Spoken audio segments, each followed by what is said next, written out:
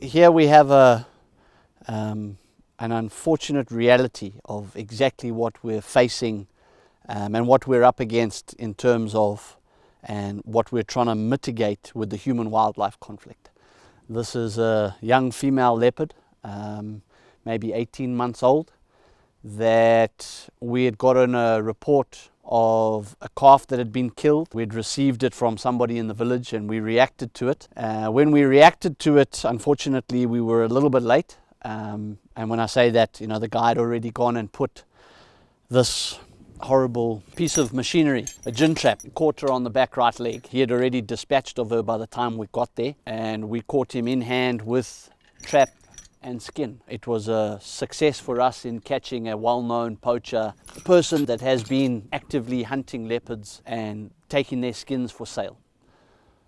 This is something that we hope the Isisbaya project will start to bring to light and be able to separate the cases that are retaliation from livestock loss and separate the true poachers, and we can start to target and kind of weasel our way through finding out who those people are and catching them, working hand in hand with Parks and Wildlife. We brought the skin back with us, have preserved it as well as the trap and the skull, and it'll all be taken in when the suspect goes to court for evidence. But it's just to show you this is what we're up against and this is what the leopards are up against. What would this guy do with the skin? What sort of thing could he do with it? Well, there's lots of black market trades. The Muti market and the Zulu church is also a famous one for utilizing strips of leopard skin in their cultural headdress. So there's several markets in South Africa.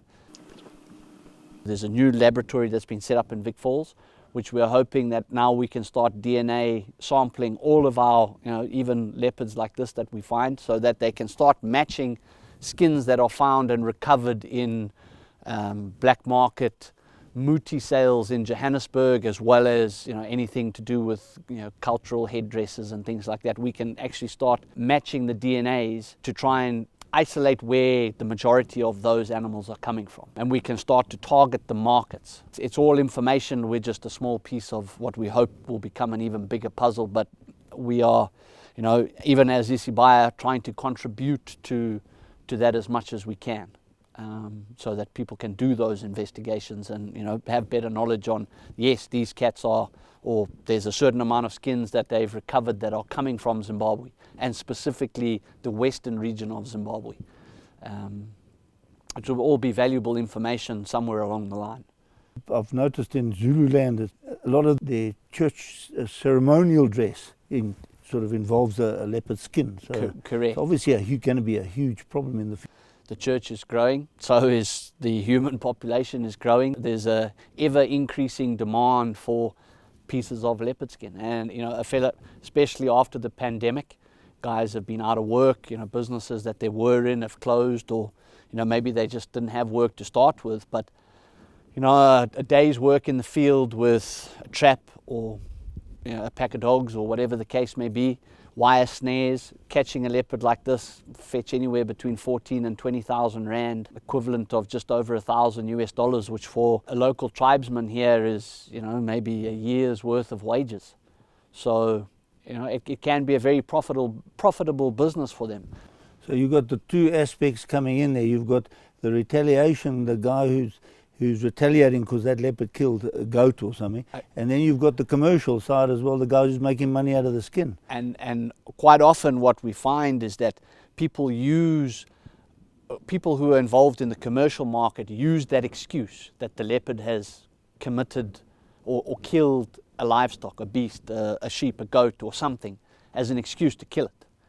After all, nobody can blame them for protecting their livelihood, but they're actually using it as an excuse to kill the leopard to then sell on and to make a profit out of it. So we're hoping that we can try and get some dividing lines there and mitigate it as much as we can. So when we started Isisbaya, we had to come up with a concept that could compete with that.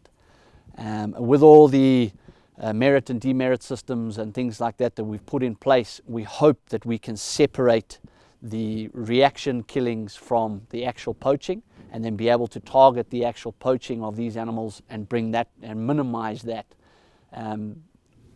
Also, Isisbaya will definitely benefit the communities, and it will hopefully benefit the leopard populations. And everything we do there is aimed at benefiting both sides. It's not focused on animals only or humans only.